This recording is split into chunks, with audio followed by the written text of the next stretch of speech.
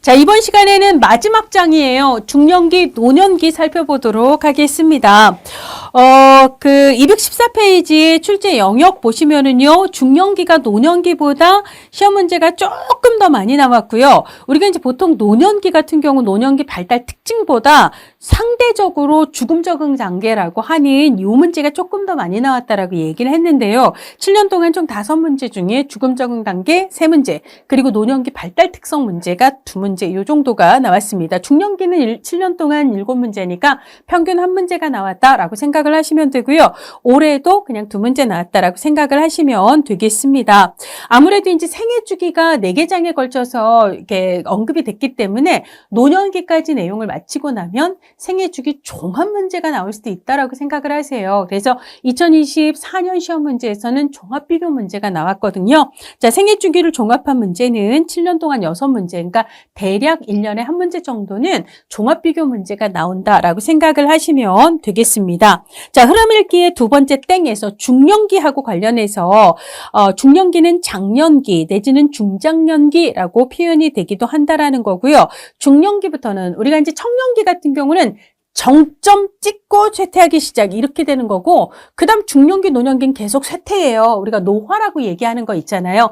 이런데 인지도 감퇴, 감각도 감퇴, 신체도 감퇴 뭐 이렇게 되는 건데요. 우리가 이제 청소년기 같은 경우는 에스트로겐이나 안드로겐과 같은 성호르몬이 증가하면서 나타나는 2차 성징을 얘기를 했잖아요. 근데 중년기는 갱년기로 성호르몬이 감소하면서 나타나는 특징들이 있습니다. 그래서 청소년기하고 다르게 중년기 같은 경우는 이런 성적인 감퇴 문제가 시험 문제에 또 나오기도 하고 있습니다. 자, 쭉 넘어가도록 할게요. 일단 중년기부터 보도록 하겠습니다. 중년기의 발달 특징은 일단 중년기는 경제적 안정, 그 다음에 다양한 삶의 경험을 통해 터득한 지혜, 그리고 직장에서도 상대적으로 이제 안정적인 지위와 책임을 가지고 사회적, 가정적으로도 중요한 역할을 하는 인생의 황금기다, 전성기다, 안정기다라고 이야기를 하지만 언제 내가 이 자리를 갑자기 잃을지 모르는 그런 위기가 항상 상존하는 시기이기도 해요. 그래서 갑작스러운 실직이라든지 직업적 전환이라든지 이런 것들이 필요하고, 그래서 다양한 중년의 위기를 겪는 시기다라고 이야기를 하기도 합니다. 신체적으로 퇴행이 되고 심리적으로도 위축되는 그런 위기들이 나타나고요. 성인병 같은 다양한 신체적 질환 내지는 갱년기를 경험하는 시기다라고 이야기를 하기도 합니다. 자, 그 다음에 이제 중년기를 표현하는 용어로 아까 이제 우리가 빈둥지 시기, 빈둥지 증후군 얘기했잖아요. 자녀들이 장성해서 집을 떠나게 되면서 부모만 덩그러니 남는 시기. 그래서 그때 느끼는 공허함이라든지 허무함이나 무력감 같은 거는 빈둥지 증후군이라고 얘기를 하는 거고요. 샌드위치나 역할전도는 우리 시험에 아직 나온 적은 없어요. 그러니까 아래로는 자녀를 부양해야 되고 위로는 노부모를 또 부양을 해야 돼서 양세대 중간에 끼어서 힘든 시기다 해서 샌드위치 시기고요. 그 다음에 역할전도라고 하는 것은 그 직전 단계만 하더라도 우리 부모가 중년이었고 내가 청년이었을 시기에는 부모가 나를 돌봤는데, 이제는 내가 중년이 돼서 우리 부모가 노년이 됐거든요. 지금은 내가 부모를 돌보는 식으로 우리 부모와 나의 역할이 바뀌었다라는 얘기를 하면서 역할전도라는 이야기를 쓰기도 합니다. 자, 중년기 발달이론 하면 가장 대표적인 게 융이죠. 융은 전생의 발달 단계를 4단계로 나누고 그중에 3번째 단계인 중년기에는 무엇을 통해 무엇이 개성화를 통해 자기 실현을 할 수 있는 시기다라고 얘기를 했고요. 지금까지 내가 어떤 삶을 살아왔건 간에 내가 내 안에 있는 내가 몰랐던 나를 찾아 그것을 실현한다면 나는 앞으로 지금까지하고는 굉장히 다른 삶을 살 수 있다라고 얘기를 했던 게 융 분석 심리 이론이었어요. 자, 그래서 내가 몰랐던 나를 찾기 시작하면서 내가 생물학적으로 여성이라 할지라도 융은 내 무의식 속에는 반대성성인 남성성이 존재를 하는데, 여성의 무의식 속의 남성성을 우리가 아니무스라고 얘기를 하잖아요. 근데 중년기에는 그런 아니무스를 내가 이제 인식하게 된다라는 거죠. 마찬가지로 남성도 남성 안에 무의식에 여성성이 있는데 이걸 아니마라고 얘기를 하죠. 그래서 내 안에 아니마를 인식하기 시작하는 거예요. 그래서 사회생활 한다고 바빠서 집안일에 신경을 안 쓰던 남편이 어느 날부터 냉장고 문을 열어보면서 감자가 썩었네, 양파가 썩었네, 계란이 떨어졌네 이런 얘기를 하면서 갑자기 막 감자를 한 박스를 주문을 한다거나 이런 일들. 그 다음에 뭐 우리 집 화단에 꽃이 피었네, 졌네 뭐 이런 것들 있잖아요. 그래서 이 와이프가 봤을 때는 자기 언제부터 그런 거에 신경을 썼다고? 뭐 이런 것들 있잖아요. 여성들은 주로 가정일을 돌보면서 중년기 이전에는 사실 바깥 활동을 할 여유가 없었는데 오히려 중년기가 되면서부터 굉장히 대외 활동을 열심히 하게 됩니다. 그렇죠? 중년 노년에 그렇잖아요. 그래서 남편은 막 이 여자가 바람이 났나 이런 것들 있잖아요. 이런 게 이제 나의 다른 성성이 내 안에 나타나게 되면서라고 볼 수가 있습니다. 그래서 반대의 성적인 측면을 나타내게 된다라는 거죠. 그래서 부부가 서로에게도 적응하기가 조금 힘들고 낯선 거죠. 나도 나 자신이 좀 낯선 이런 시기를 보내게 되는데 그래서 우리가 미들라이프 크라이시스라고 하는 중년의 위기라는 말을 제일 먼저 썼던 게 융이에요. 그렇지만 그런 위기는 의미가 있다 없다? 있지요. 왜? 그런 과정을 통해서 내가 진짜 나를 찾아갈 수 있다라고 보기 때문입니다. 그 외에 이제 217페이지 신체 발달 얘기가 나오는데요. 많은 것들이 취약해집니다. 건강 문제, 질병의 취약, 그리고 일단 자주 아프기도 하지만 아프면 빨리 회복되기 어려워요. 그런 얘기들, 감각기관이 감퇴하는 문제, 그 외에 흰머리가 나고 피부가 어떻고 뭐 검버섯이 나고 뭐 이런 거 있잖아요. 예, 피부가 거칠어지고 탄력이 떨어지고 뭐 등등등 뭐 다 겪고 있는 분들이 많을 겁니다. 그래서 아실 거예요. 자, 그 다음에 이제 중년기 성적인 변화인데요. 중년기 여성도 남성도 둘 다 이제 그 성호르몬의 감소로 인해서 여러 가지 갱년기 증상을 겪게 되는데요. 우리 기출문제에서는 폐경이라고 나왔지만 요즘은 폐경이라고 안 하고 완경이라고 주로 얘기를 하잖아요. 그래서 이제 시험에 나왔던 폐경 옆에 완경이라고 썼는데 어떻게 나오든 어쨌거나 맞는 말이다라고 생각을 하시면 되고 완경의 평균 나이는 한 49세라고 얘기를 합니다. 그러니까 대략 50 초반이 이제 이 시기이고 이때가부터 이제 갱년기 증상을 경험을 하게 되는 거죠. 자, 218페이지 맨 위쪽에 보면 남녀 모두 갱년기를 경험을 하지만 여성의 경우는 생식 능력이 상실이 되는 이 폐경이라는 경험을 특수하게 겪기 때문에 남자보다 여성의 갱년기가 훨씬 더 뚜렷하다라고 볼 수가 있습니다. 자, 그리고 여성의 호르몬, 호르몬 뭐죠? 여성이라서 에스트로겐이라고 얘기를 했고요. 청소년기엔 그게 증가했는데 중년기엔 이게 막 감소를 하면서요. 홍조현상, 안면 홍조현상, 얼굴이 되게 열이 막 오르는 현상이라든지 골다공증이라든지 이런 증상들이 나타납니다.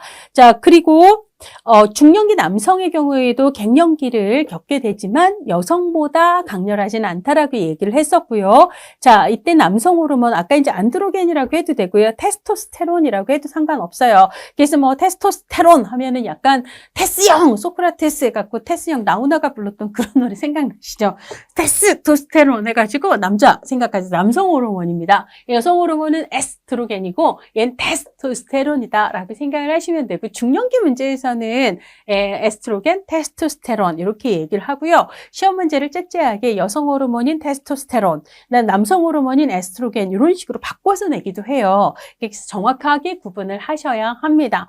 여성의 경우는 완경 이후에 이제 생식 능력이 이제 사라지게 되지만 여성과 달리 남성은 생식 능력이 오랫동안 지속이 됩니다. 자, 그래서 이제 남성의 갱년기는 여성만큼 뚜렷하거나 강하지는 않고 여성보다 좀 늦는 이런 특징들이 있습니다. 자, 그 다음에 요거는요, 기출문제에서 나왔던 중년기의 성적인 변화하고 관련된 기출 선지들이에요. 지금 여러분들 책에는 없습니다. 자, 그냥 저랑 한번 보시는 거예요. 폐경기 여성은 여성 호르몬인 안드로겐이라고 얘기를 하고 있는데 남이에요. 남. 그래서 얘는 남성 호르몬의 얘기입니다. 그래서 여성 호르몬은 에스트로겐이라고 얘기를 해야 돼요. 자, 그래서 틀렸습니다. 그래서 얘는 틀린 거 바로 아시겠죠? 자, 중년기에는 신체 구조상 전반적인 신진대사의 둔화가, 즉 감퇴가 일어나는 거 맞습니다. 남녀의 성적 능력이 저하되죠. 성호르몬이 둘 다 감소를 하니까. 그리고 둘 다 갱년기를 경험합니다. 맞습니다. 자, 뚜렷한 갱년기를 좀 더 경험하는 건 남성이에요, 여성이에요? 여성이 남성보다 이렇게 얘기를 해야 돼서 얘는 틀리게 되는 거죠. 자, 시각, 청각, 미각, 후각 등의 감각이 가장 최종점을 찍는 건 얘는 청년기라고 얘기를 해야 돼요. 그러니까 중년기 문제라면 틀리는 거죠. 성격이 성숙해지고 성정체성이 확립된다? 자, 성정체성이 확립되는 건 언제예요? 성정체성은 나 여자, 나 남자. 이거는 유아기 얘기라서 중년기와는 상관이 없습니다. 노화가 진행되고요. 신체적인 능력, 건강이 약화되는 거 맞지요? 자, 호르몬 변화로 성적 능력이 저하되고 빈둥지 증후군이 나타날 수 있다. 중년기 내용 맞습니다. 여성은 안면 홍조, 그다음에 수면 장애의 증상을 경험하고 폐경으로 감기가 끝나게 된다. 이것도 맞는 얘기고요. 남성은 성기능 저하 및 성욕 감퇴를 경험하지만 여성과 달리 생식 능력이 유지되는 특징이 있습니다. 맞고요. 여성의 경우 에스트로겐, 이게 여성 호르몬이죠. 이게 감소가 되고 남성은 테스토스테론의 분비가 감소가 된다. 이것도 맞는 얘기죠. 이런 식으로 중년기 시험에서는 이렇게 성적인 변화하고 관련된 지문들이 나올 수 있다는 거 알아두시기 바랍니다. 중년기의 인지 발달이에요. 우리가 이제 피아제가 청소년기까지만 이 인지 발달을 얘기를 했기 때문에 그 이후의 인지는 어떠한가에 대해서 학자마다 조금씩 의견이 달라요. 그렇지만 우리 단기 기억력이 깜빡하잖아요. 냉장고 문을 열었는데 내가 뭘 꺼내려고 했더라? 이런 것들 있잖아요. 저도 단기 기억력이 정말 깜빡합니다. 오래 알았던 거는 잘 기억해요. 자, 그래서 장기 기억보다 단기 기억이 훨씬 더 빠른 속도로 감퇴를 합니다. 자, 그래서 배우고 돌아서면 잊고, 배우고 돌아서면 잊고. 그래서 지금 아마 이거 공부하시면서도 들을 때는 알겠는데 돌아서면 잊어요라고 얘기하시는 중년의 분들이 꽤 많을 거라고 생각을 해요. 반복, 또 반복. 이것만이 비결입니다. 그래서 새로운 것을 학습하는 능력이 떨어지게 되고요. 자, 그렇지만 우리가 실질적인 삶의 문제라고 하는 것은요, 사실은 이런저런 문제를 겪어본 사람들이 자연스럽게 해결하게 되는 부분이 있잖아요. 그래서 다양한 삶의 경험들이 있기 때문에 실제 삶의 문제를 해결하는 능력은 중년기에 오히려 증가한다라고 보셔야 되고요. 그 다음에 이제 역사적으로 굉장히 위대한 성취를 했던 사람들이 가장 대박을 친 히트작은 언제 주로 생산을 했는가 보면은 이 중년기인 경우가 많습니다. 그래서 우리가 이제 프로이트 같은 경우도요, 자아, 초자아, 원초아 이런 얘기한 게 1920년대라서 60대거든요. 그러니까 중년기에 그 다음에 이제 우리 파블로프 있잖아요. 파블로프가 노벨 생리의학상을 받았거든요. 50대입니다. 50대. 중년기예요. 자, 그래서 중년기는 창조적인 생산성이 굉장히 발달하는 시기고, 그 다음에 다양한 삶의 국면들을 경험을 했기 때문에 통합적으로 연결해서 사고하는 능력이 중년기에 발달한다라고 얘기를 해요. 자, 근데 어쨌거나 우리가 이제 인지발달 이론의 가장 대표 주자인 피아제가 청소년기까지만 발달을 얘기하고 나면서 다른 학자들이 그래서 중년기에 인지가 발달한다는 거냐, 발달하지 않는다는 거냐, 이거 갖고 의견이 분분하니까 틈새를 딱 공략을 한 혼과 카텔이라는 그리고 카텔이라는 요 학자들이 지능을 두 개로 구분을 하는 거예요. 하나는 결정성 지능, 하나는 유동성 지능이에요. 자, 유동성 지능부터 얘기를 하면, 유동성 지능은 타고난 지능이에요. 논리적이고 분석적인 지능, 이렇게 생각을 하시면 되고요. 결정성 지능은요, 땡땡땡의 세 번째 땡을 보시면 교육이나 경험이 축적된 효과를 반영한, 그러니까 다양한 삶의 경험이 축적되면서 업그레이드가 되는 지식이에요.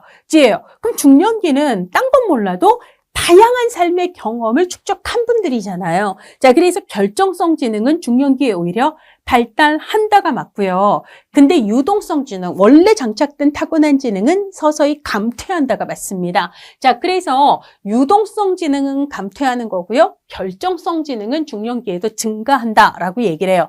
근데 이거를 뒤바뀌어서 시험 문제를 내면 시험 상황에선 헷갈리거든요. 그때부터 고민하면 안 되기 때문에 얘는 그냥 외우세요. 유감입니다. I'm sorry 있잖아요. 유감입니다요. 유동성 지능이 감소한다요. 유감. 그러면 결정성은 감소하지 않는다. 즉 유지된다 혹은 증가한다. 이렇게 얘기하시면 되잖아요. 유동성이 감소다라고 생각을 하시기를 바랍니다. 자, 그래서 중년기 인지하고 관련된 기출선지들 몇 개를 볼게요. 기억의 감퇴 현상이 나타나지만 실질적인 문제 해결 능력은 높아질 수 있습니다. 이건 맞고요. 자, 중년기에 계속 발달하는 건 유감, 유동성은 감소하는 거고요. 계속 발달하는 건 결정성 지능이에요. 그래서 이건 맞는 얘기입니다. 어휘력과 언어 능력이 저하되므로 학습과 경험을 통합하여 사고하는 능력이 저하된다. 통합적 사고 능력은 중년기에 발달하고 증가하거든요. 그래서 요거는 틀리는 얘기예요. 새로운 걸 학습하는 능력, 배우고 까먹고 배우고 까먹고 요건 저하되는 게 맞는데 아까 얘기했던 것처럼 실질적인 문제 해결 능력은 오히려 높아집니다. 얘는 맞는 얘기고요. 정서적 변화가 매우 심한 건 두 시기죠. 질풍노도인 청소년기, 그 다음에 막 울었다가 막 웃었다가 하는 유아기가 되는 거거든요. 자, 근데 전인습적 도덕성에 해당하는 건 유아기죠. 따라서 얘는 유아기에 해당하는 표현이다라고 볼 수가 있습니다. 유감이에요. 유동성 지능은 증가가 아니라 감소고요. 결정성 지능이 증가라고 보셔야 돼요. 그래서 얘는 틀렸습니다. 혼, 카텔, 둘이 같이 논문을 쓰기도 하고 혼자서 썼겠죠. 혼은 유동성 기능은 감소입니다. 결정성은 증가입니다. 이렇게 얘기를 하기 때문에 얘는 틀렸다라는 걸 알 수가 있습니다. 이런 식의 선지들이 시험 문제에 나온다는 겁니다. 자, 중년기 발달 과업인데요. 에릭슨은 7단계가 중년기거든요. 자, 이때는 인생의 가을이에요. 추수를 해야 되거든요. 이 추수를 생산한다라고 얘기를 하는데 막 열심히 산 것 같은데 거두려고 보니 내 인생의 열매가 하나도 보이지를 않아. 뭐죠? 침체라고 얘기를 해요. 도대체 나 헛산 것 같고 아무것도 남긴 게 없네. 뭐 이런 것들 있잖아요. 자, 그래서 생산성 침체를 통해서 케어하는 능력, 이 케어를 배려라고도 번역을 하고 돌봄이라고도 번역을 하지요. 에릭슨은 그게 중요하다라고 얘기했던 거고요. 레빈슨인데요. 레빈슨은 자신의 과거에 대한 재평가, 아까 우리 청년기에서 나왔던 거 있잖아요. 뒤돌아보는 거 있죠. 내가 살아온 날들을 재평가하고 여기서 끝나는 게 아니에요. 그리고 앞으로 살아갈 날들을 또 다른 새로운 시작으로 바라보라라는 거예요. 그리고 지금부터 내가 살아갈 삶은 이전하고는 달리 새로워질 수 있다라고 얘기를 하는 게 융의 개성화와 자기실현이잖아요. 레빈슨은 실제로 융 이론의 영향을 받아서 개성화를 또 강조를 합니다. 그래서 사실 두 번째와 세 번째는 융 이론의 영향을 받아 레빈슨이 중년기 과업으로 얘기한 내용 같다라는 느낌이 드시죠. 자, 그 다음에 이제 팩이라는 학자가 얘기를 하는데 팩은요, 성인기 발달 이렇게 퉁쳐서 얘기해요. 그러니까 팩은 중년기와 노년기를 그분 자체가 나누진 않았어요.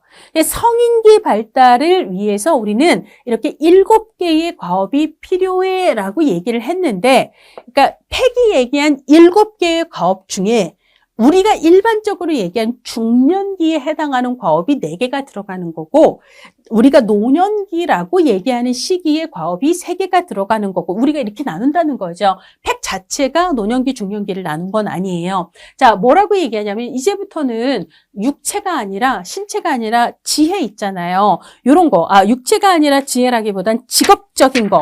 그래서 육체적인 거보다 육체적인 힘보다는 정신적인 지혜에 좀 더 포커스를 맞추자. 자, 그다음에 사람을 만나면 넌 여자, 넌 남자. 아니 무슨 여자가, 무슨 남자가 이런 식으로 성적 대상으로 사람을 바라보지 말고 대인관계를 친구 혹은 동료 이런 사람 대 사람의 관계로 지각을 하자라는 거예요. 그리고 우리가 이제 장자 같은 경우 있잖아요. 우리가 노장 사상 얘기할 때 이 장자 같은 경우는 사람이 나이 들어간다라는 건 경직되어 가는 것, 굳어가는 것 이렇게 얘기를 하고요. 그러다가 완전히 굳어버리는 순간을 사망이라고 얘기를 하죠. 그만큼 사실 우리가 나이가 들어가면서 뭐 이래도 시큰둥 저래도 시큰둥 정서적으로도 말랑말랑하지가 않고 지적으로도 새로운 생각, 그럴 수도 있겠구나라고 새로운 생각을 말랑말랑하게 잘 받아들이지도 않고요. 몸도 자꾸 굳어가잖아요. 자, 그러니까 우리가 노화 방지를 위해서 항산화 성분이 많은 블루베리 같은 거 많이 먹는 것도 중요하지만 굳어지지 않기 위해서 노력하는 것도 중요하죠. 자, 그래서 몸이 굳지 않도록, 마음이 굳지 않도록, 정서가 굳지 않도록, 지적인 게 굳지 않도록 하는 게 중요하다라는 얘기를 팩트하는 것 같아요. 자, 그래서 정서적으로도 유연해지자, 융통성을 가지자, 지적으로도 융통성을 가지자라고 얘기를 하는데, 정서적 융통성이라는 것은 내 마음을 어느 한 대상에게만 몰빵을 해놓으면 중년기부터는 언제라도 내 인생에 되게 중요한 어떤 것들이 상실될 위험이 항상 상존을 하거든요. 내가 돈이 맞아. 근데 돈이 없어질 수도 있고요. 내 건강 되게 좋았는데 어느 날 갑자기 건강을 잃을 수도 있고요. 내가 너무 사랑했던 그 사람이 어느 날 갑자기 사망하게 될 가능성도 많단 말이에요. 근데 내 마음을 온통 그 대상에게만 다 쏟아놓으면 그 대상이 어느 날 사라졌을 때 내가 살기 힘들어요. 내가 버티기 힘들잖아요. 자, 그래서 근데 내가 그 사람한테 썼던 마음을 다른 어떤 거에 빨리빨리 이렇게 분배할 수 있었는데 이게 잘 안 되면 적응이 힘들다라는 거죠. 그래서 정서적 융통성이라고 하는 것은 한 사람 한 활동에 집중했던 거를 다른 사람이나 활동으로 전환할 수 있는 유연성을 얘기를 한다면 지적인 융통성은 뭐죠? 내가 믿고 내가 옳다고 생각하는 것에 대한 다른 얘기들에 대해서도 얼마나 수용할 수 있는가. 아, 그럴 수도 있겠다. 이런 것들 있죠. 이런 것들을 지적인 융통성이라고 얘기를 하고 있습니다. 자, 그 외에 이제 굴도 아까 얘기했었잖아요. 그렇죠. 네 능력의 한계를 인정하고 뭐 성장하기 위해서 노력을 하라는 둥 뭐 이런 얘기를 했던 굴드는요. 중년기 발달 과업으로 46세 이후는 그릇된 가정을 모두 극복하고 진정한 자아를 찾는 시기다라고 이야기를 합니다. 이건 약간 융이 얘기했던 자기 실현하고 비슷한 느낌의 뉘앙스를 보입니다. 그 외에 일반적으로 중년기 발달 과업으로 얘기를 하는 게 자녀를 양육하는 거, 만족스러운 직업적 성취를 하고 혹여 이제 직업을 전환을 해야 될 때 그걸 잘 전환을 하는 거, 여가나 취미를 개발하는 거, 노부모를 부양하는 거, 사회적 주체로서의 성장하는 거, 배우자와 인격적인 관계를 수립하는 것, 이런 것 등등을 얘기할 수가 있습니다. 자, 이번에는요, 65세 이상 노년기를 얘기를 하는데요. 노년기의 발달 특징을 보시면, 맨 위쪽 보시면은요, 시험에서 노년기는 일단은 65세 이상이라고 항상 표현되고 있긴 하지만, 일본에서도 노인 연령을 70으로 상향하자라는 얘기가 구체적으로 지금 논의가 되고 있고, 우리나라도 이 얘기가 계속 나오고 있잖아요. 자, 고령화 시대에 접어들면서, 사실 우리는 고령화 시대도 아니고요. 고령화, 고령을 건너 이제 여러분들이 시험을 보시는 그 즈음이 되면 사실 초고령 사회로 전환이 됩니다. 자, 그래서 이제 노년기의 연령 자체를 조정을 해야 된다라는 이야기들이 계속 많이 있죠. 따라서 현재 우리 사회의 노년기의 연령이 이거다라는 규범이 명확히 합의되었다라고 보기는 어렵다라는 이야기입니다. 노년기 발달 특징에서 신체 노화되죠. 감각 기능도 노화됩니다. 그다음에 이제 수면 시간이 감수가 된다라는 얘기, 이게 이제 222페이지의 위쪽에 기타 노년기의 특징에서 수면 시간이 감소하고요. 숙면을 취하지 못하는, 그다음에 기능 손상과 만성 질환의 위협으로 인해 스트레스를 경험하기 쉽다라는 거 등등등의 이야기가 나오고 있고요. 자, 인지 발달도 이런저런 감퇴가 있는데요. 중년기처럼 장기 기억과 단기 기억 중에 더 빠른 속도로 이뤄가는 건 뭐예요? 단기 기억이죠. 혹은 이걸 최근 기억이라고 얘기를 할 수가 있습니다. 그러니까 장기 기억에 비해서 단기 혹은 최근 기억의 능력이 더 빠른 속도로 약화되는 걸 볼 수가 있습니다. 자, 그 다음에 뭐 치매 발병 가능성이 다른 연령대에 비해서 높아진다라는 거, 그런 얘기가 쭉 나와 있고요. 자, 그 다음에 기타 노년기의 인지 특징으로 222페이지 하단의 동그라미 2번을 보면 감각 능력과 반응 시간이 쇠퇴를 해서 학습이나 문제 해결이 느린 반응을 보이죠. 그래서 사실 문제 해결에 있어서 어르신들에게는 충분한 여유로운 시간적인 이런 걸 배려를 하는 게 상당히 중요하다라고 볼 수가 있고요. 어쨌거나 이제 그런 것들 때문에 학습 능력의 저하가 일어난다라고 이야기를 할 수가 있습니다. 그래서 이제 뭐 혹자는 수행 능력과 잠재 능력을 얘기를 할 때 실제 잠재 능력이 약화됐다라기보다는 그것을 제한된 시간 내에서 실질적인 수행으로 꺼내놓는 정도가 여기가 많이 감퇴를 한다 이렇게 얘기를 하기도 하고요. 자, 그 다음에 이제 은퇴가 주요 이슈가 되죠. 그래서 사회적 지위나 역할의 상실이 노년기에 상당히 중요한 사회적 변화라고 이야기할 수 있고, 사회적 역할의 상실에 대한 적응도 굉장히 중요한 발달 과업이다라고 얘기를 할 수가 있습니다. 자, 그 다음에 이제 노년기에 특징적으로 나타나는 성격 변화인데요. 노년기에는 내향성이 증가합니다. 이걸 외향성이 증가한다라고 하면 틀려요. 자, 그 다음에 능동성이 증가한다 아니고요. 수동성이 증가합니다. 자, 그 다음에 조심성이 증가하고요. 융통성이 증가한다 땡이고요. 경직성이 증가하는 편이고요. 노년기 우울도 중요하죠. 그래서 우울 성향이 증가합니다. 그리고 이제 내가 살아온 삶에 대한 회상, 그래서 생에 대한 회상의 그런 경험들이 많아지고요. 그 다음에 친근한 사물에 대한 애착이 되게 증가해요. 그래서 여러분들이 효도를 빙자해 우리 부모님이 막 이것도 저것도 너무 어수선해서 막 청소한다고 이것저것 다 치워주면 나중에 가보면 그거 다 다시 가지고 오십니다. 자, 친근한 사물에 대한 애착이 증가하고요. 성 역할을 바라보는 방식 있잖아요. 여성의 역할, 남성의 역할을 바라보는 역할에 지각 방식의 변화가 생기는데요. 우리가 이제 중년기에 남성의 아니마가 여성의 아니무스가 무의식에 이렇게 숨어 있다가 이렇게 올라오잖아요. 그럼 걔네들이 중년기에만 올라왔다가 노년기엔 숨나요? 아니죠. 노년기에도 이 아니마나 아니무스는 계속 올라와 있기 때문에 이제 이전에 남자가 뭘 해야 되고 여자가 뭘 해야 된다라고 젊은 시절에 생각했던 방식이 중년기나 노년기엔 그게 달라진다라는 얘기예요. 자, 그 다음에 아까 이제 수동성이 조심성이 증가한다고 했는데 비슷하게 의존성이 또 증가합니다. 시간 전망에 변화가 생기는데 이게 이제 어르신들마다 똑같다고 볼 수는 없고요. 어떤 분들은 과거 회상에 더 많이 에너지를 쓰기도 하고 어떤 사람은 내가 얼마나 더 살 것인가 뭐 이런 것들이 이제 앞으로의 시간에 조금 더 시간을 쓰기도 하고 그렇죠. 그래서 이제 어쨌거나 시간을 전망하는 방식에 이제 기존하고는 다른 변화가 있다라는 거고요. 그래서 나에게 갑자기 죽음이 찾아오기 전에 무언가라도 남기고 싶은 경향, 그래서 유산을 남기려는 경향이 있다라는 걸 이제 얘기를 하고 있습니다. 자, 그 다음에 노년기 사회성 발달에서 우리가 이제 청년기 발달의 그 발달 이론가 중에 한 명으로 하비거스트 있었잖아요.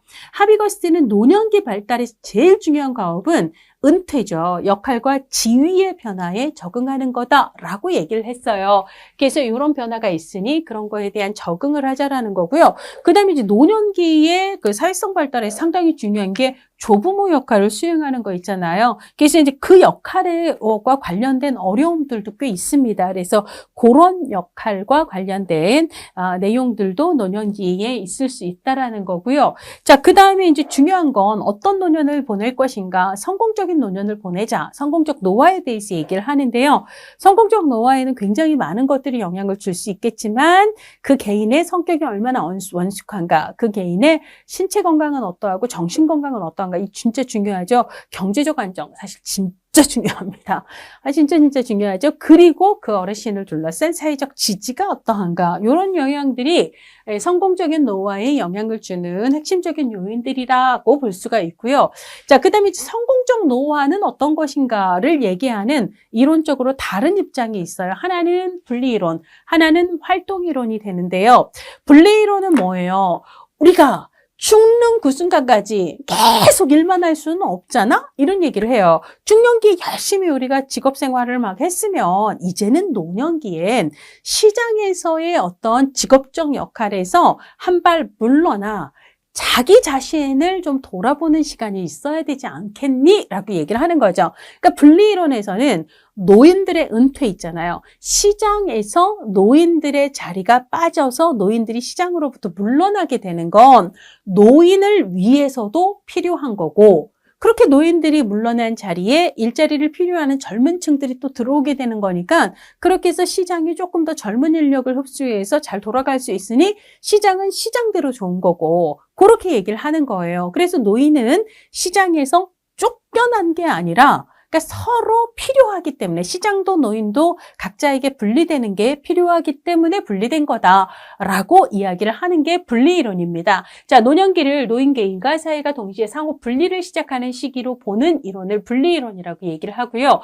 노인이 사회적 활동으로부터 분리되는 것은 사회에 의해서 쫓겨난 강요된 과정이라기보다는 발달상 굉장히 자연스러운 현상이고, 이거는 노인에게도 사회에게도 만족스러운 바람직한 과정이다라고 이야기를 하는 거고, 따라서 성공적 노화는 감소된 사회적 상호작용에 노인이 잘 적응하는 것, 만족하는 것, 이게 성공적 노화다라고 얘기하는 건 분리이론이에요. 근데 활동이론은요, 노인도 일하고 싶다는 거예요. 근데 시장이 쫓아냈다라고 이야기를 합니다. 그러니까 제일 좋은 노화는, 성공적 노화는 노인이 원래 중년기 때 하던 행동을 계속, 활동을 계속 하는 게 제일 좋은 거고, 만약에 그걸 할 수 없게 됐다면 어떻게 대체 활동이라도 해서, 안 되면 자원봉사 활동이라도 계속 참여를 하면서 활기찬 노후를 보내는 게, 이게 성공적 노화다라고 이야기를 하는 거를 활동 이론이라고 이야기를 합니다. 그러니까 서로 반대되는 관점에서 성공적 노화를 바라본다라는 거죠.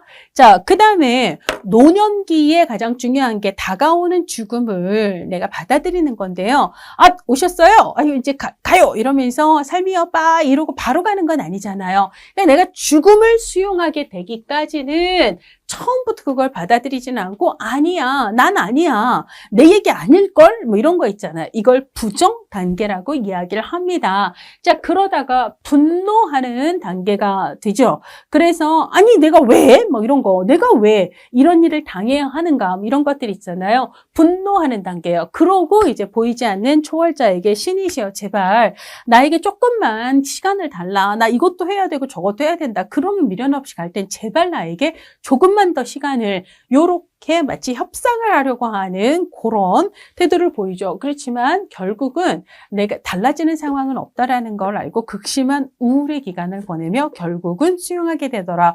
라고 이 죽어가는 사람들에 대한 이제 활동을 했던 정신과 의사, 그러니까 그 정신과 의사였던 큐블러-로스가 정리를 하는데요. 자, 요거는 순서를 암기를 하셔야 돼서 그냥 암기합시다. 부분 타 우수. 그래서 맨 앞에 있는 부분 타 우수예요. 그러니까 부분적인 타협은 우수했어. 부분적인 타협은 우수했어 해서 부분 타 우수. 요렇게 알아두시면 될 것 같습니다. 자, 그 다음에 이제 노년기의 발달 과업하고 관련해서 에릭슨의 끝단계죠. 기자, 죽은 자, 친생, 자아 통합대 절망이에요. 내가 살아왔던 많은 날들을 만족스럽게 받아들이는 건 자아 통합. 자, 그 다음에 절망은 내가 원했던 삶은 이게 아니었는데, 근데 내가 진짜 원한 삶으로 돌아갈 수는 없는 거예요. 이제 난 죽어야 되는 거거든요. 그 앞에서 극심한 절망에 빠진다라고 얘기를 합니다. 그래서 자아통합대 절망을 통해서 우리가 터득할 수 있는 건 지혜다라고 에릭슨은 이야기를 해요. 자, 그 다음에 팩은 아까 팩 자체가 중년기, 노년기를 구분했던 건 아니라고 말씀을 드렸습니다. 팩은 그냥 성인기 발달 7개를 얘기를 했는데 그중에 중년기에 해당하는 거 아까 육체의 힘보다는 지혜를, 그 다음에 두 번째가 뭐였죠? 사람을 남자, 여자 이렇게 성적 대상화하지 말고 대인관계를 조금 더 사회적으로 보자. 그 다음에 지적으로, 그리고 정서적으로 융통성을 가지자. 이거 있었잖아요. 그럼 나머지 3개는 노년기 발달 과업에 해당한다라고 우리가 묶어놓는데요. 하나는 자아 분화, 하나는 신체 초월, 하나는 자아 초월이에요. 자아 분화라고 하는 것은요, 노년기에 이르면 중년기의 직업적 역할로부터 은퇴를 통해 이제 어쨌거나 거리를 두게 되잖아요. 근데 이제 우리가 보통 직업을 통해 자신의 자존감이라든지 혹은 뭐죠? 아, 내가 그래도 뭔가 열심히 뭔가 살아가는 거 유능한 사람이다 라고 하는 자기 가치를 직업에서 찾는 경우가 굉장히 많은데 더 이상 이 사회가 나에게 의미 있는 일을 할 수 있는 기회를 주지 않고 나를 좀 멀리하고 있잖아요.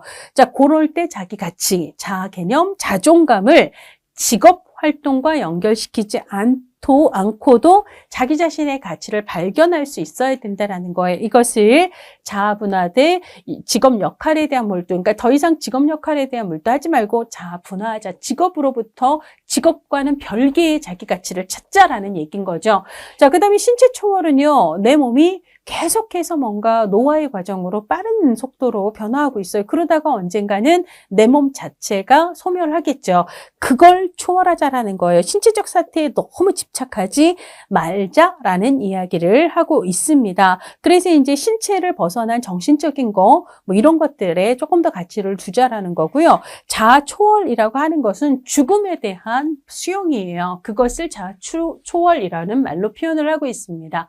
자, 앞서서 하비거스트는 특히 노년기의 가장 중요한 발달 과업은 지위와 역할 상실에 대한 적응이다라고 이야기를 했어요. 이게 이제 가장 중요한 적응이다라고 하비거스트는 이야기를 했고요. 그 외에 노년기 발달거업으로 세세하게 얘기했던 건 신체적인 능력이나 건강이 약화되는 거에 대해서 적응을 해야 되고, 퇴직을 하면서 경제적인 수입이 감소하는 거에 대해서 적응을 해야 되고, 내가 떠나든 그러니까 배우자가 떠나든 누구든지 먼저 떠날 수 있는 남겨진 사람이 배우자의 죽음에 대해서 적응하는 것. 그럼에도 불구하고 노년기 동년배와의 유대 관계를 형성하고 유지하는 것, 사회적 역할을 수용하고 융통성 있게 적용하는 것, 만족할 수 있는 생활 환경을 조성하고 생활을 관리하는 것, 이런 것들을 얘기를 했습니다. 자, 여기까지가 이제 생애주기 쪽 얘기고요. 자, 올해 나왔던 시험 문제 한번 보도록 할게요. 23번 문제 한번 보도록 하겠습니다.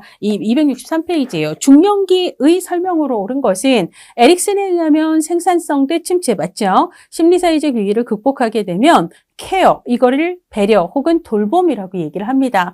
그 덕목, 버추라고 얘기를 하죠. 을 갖추게 된다. 맞는 얘기예요. 그래서 1번이 답이 됩니다. 자, 유동성 지능은 감소하죠. 그리고 문제 해결 능력은 향상될 수 있다.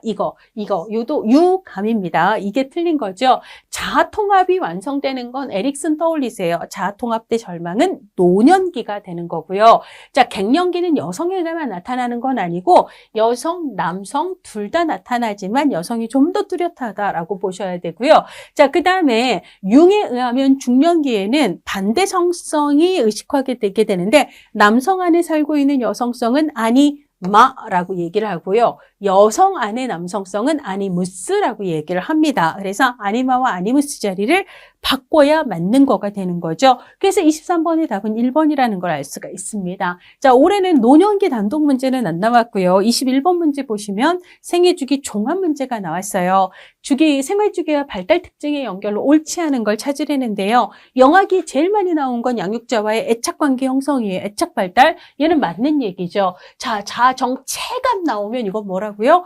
청소년기예요. 근데 이거를 아동기라고 얘기했으면 바로 얘가 옳지 않다라는 걸 더 알 수 있습니다. 청소년기는 2차 성징 발달하는 거 아시고요. 중년기 신진대사 저하되는 거 아시고요. 노년기는 내향성이 증가하고 수동성이 증가하고 의존성이 증가하고 경직성이 증가하고 조심성이 증가하고 생에 대한 회상이 증가하고 애착이 증가하고 이런 거.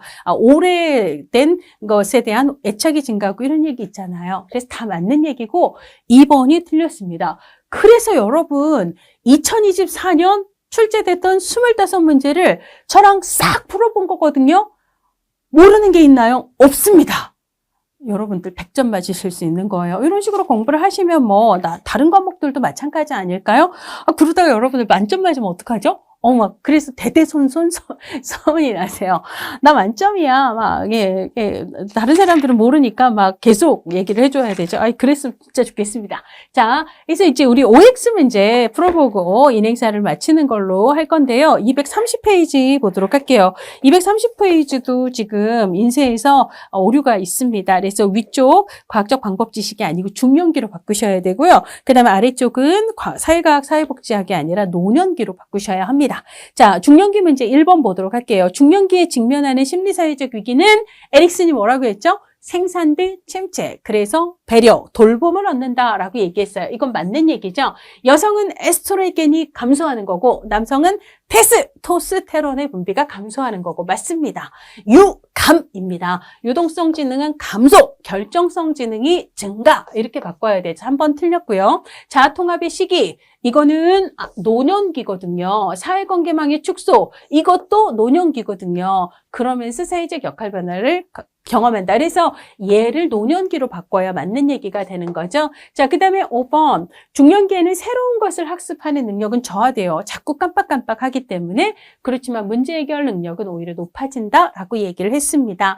자, 그 다음에 갱년기는 남자도 여자도 둘 다 경험을 하고요. 남성은 아니마가, 여성은 아니무스가 드러난다라고 얘기를 했습니다. 자, 성 정체성은요. 아까 유아기라고 이야기를 했고요. 자, 그 다음에 중년기는 호르몬의 변화로 성능력 저하되고 있고 빈둥지 증후군 나타날 수 있다. 맞는 얘기고요. 자, 외부에 쏟았던 에너지를 자기 내부로 돌리는 개성화. 그래서 바깥으로만 계속 향했던 걸 자기 내면을 향해 돌리는 것 자체. 그래서 몰랐던 나를 찾아가는 걸 개성화라고 얘기를 하고요. 이걸 중년기에 경험하는 거 맞아요. 근데 이 얘기를 한 건 아들러가 아니라 누구죠? 이건 융입니다. 융. 그렇죠. 그래서 주어를 융이라고 바꿔야 맞게 됩니다. 자, 이번에는 노년기 보도록 할게요. 자, 11번 분리이론은 노년기를 노인 개인과 사회가 동시에 상호 분리를 하는 시기, 시작하는 시기로 본다. 이거 맞습니다. 자, 그 다음에 노년기는요, 자신의 삶을 수용하는 거예요. 내가 지금까지 살아왔던 걸 자족하면서 받아들이는 거예요. 이걸 뭐라고 부르죠? 네 글자로 자통합. 혹은 자완성이라고 에릭슨이 얘기했어요. 이거 맞습니다. 노년기에는 생에 대한 회상이 증가하고 여기까지 맞거든요.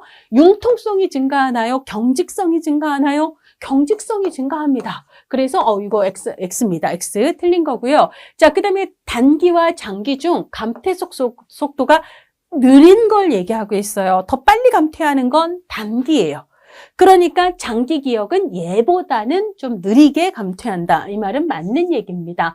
자, 노년기에는 친근한 사물에 대한 애착이 강하고, 맞죠? 그 다음에 수동성이 증가하는 것도 맞습니다. 큐블러-러스는 부, 분, 타, 우, 수 이렇게 얘기를 했는데 그럼 3단계는 뭐예요? 부분, 타, 협이에요. 보이지 않는 신, 초월자에게 나에게 조금만 시간을 더 달라라고 죽음의 연기를 위해 특정 대상은 보이지 않는 초월적인 어떤 존재지요. 혹은 돌아가신 막 자기 조상들, 선배, 부모, 이런 분들한테 조상님, 이렇게도 얘기할 수 있어요. 과 타협을 시도한다. 맞는 얘기죠? 자, 그래서 16번은 맞는 얘기입니다. 자, 그렇게 해서 여러분, 끝난 거예요. 우리 1장부터 시작할 때에는 이 많은 내용을 언제 공부하나라고 생각을 했는데 결국은 꾸역꾸역 공부하니까 끝까지 이렇게 끝납니다. 자, 그리고 올해 시험 문제 보니까 이 정도면 그냥 풀만한데라는 생각을 좀 하셨으면 좋겠어요. 속으로 너니까 야 너니까 풀지 우리니까 풀겠냐 이렇게 생각을 하시는 분들이 있을 것 같은데요.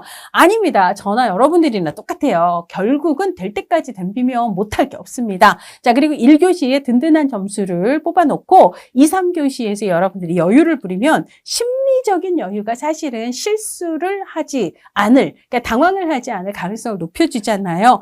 그런 점에서 여러분들이 1교시는 공부를 어느 정도 딱 해서 개념 이해를 하고 나면 그다음부터는 어지간한 시험 문제가 별로 이렇게 어렵지 않게 비슷한 수준으로 점수가 유지가 되거든요. 그래서 여기서 이제 기반을 잘 닦아 놓으면 좋을 것 같습니다. 자, 어쨌거나 여러분들 박수 한번 쳐주세요. 그래서 인간행동과 사회환경 이렇게 마친 거 여러분들 진짜 축하를 드립니다. 자, 그래서 앞으로 남은 과목들 7개 나와서 또 한숨이 새로 날 건데요. 이렇게 꾸역꾸역 하면 다 됩니다. 자, 그래서 아마도 인간행동과 사회환경 끝나고 그 다음에 이제 바로 그 뒷과목인 조서론 공부하시는 분들은 또 저를 만나서 따따따따 하는 소리를 들으셔야 할 텐데요. 그래서 믿음을 가지세요. 그냥 공부하면서 25문제 다 풀 수 있을 만큼의 실력을 한 번에 내가 어떻게든 채우리라고 생각을 하시면서 잠깐 쉬셨다가 조사론에서 다시 만나도록 하겠습니다. 수고하셨습니다.